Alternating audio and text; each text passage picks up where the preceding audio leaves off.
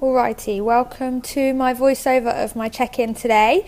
As you can see here, I'm adding today's weight to give me my average. I added this page to the scorecard so that I could easily track.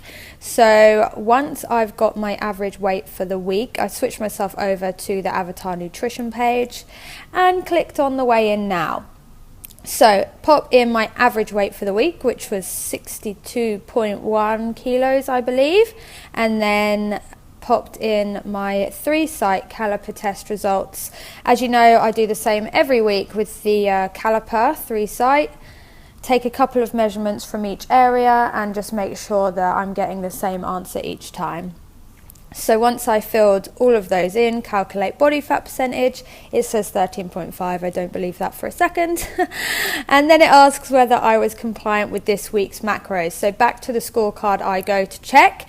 Even though there's little red points in the plan there, everything's green, so I can mark compliant, which is awesome.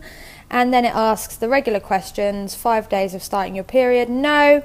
Would I like higher carbs and fats? No, because I'm heading on away to the UK, so I want to just stay the same throughout.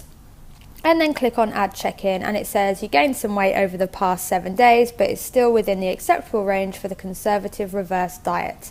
So that means they're going to add the standard increase to my macro targets. So let's have a look and see what they are.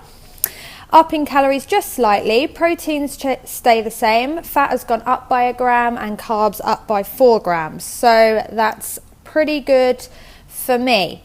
So what I do now is head back to the scorecard and make all of the relevant changes that I need to make for this week. So that means I can just start fresh today, just double checking my numbers there and make sure that everything is good to go. So I just copy and paste for every day, as everything is the same for the entire week.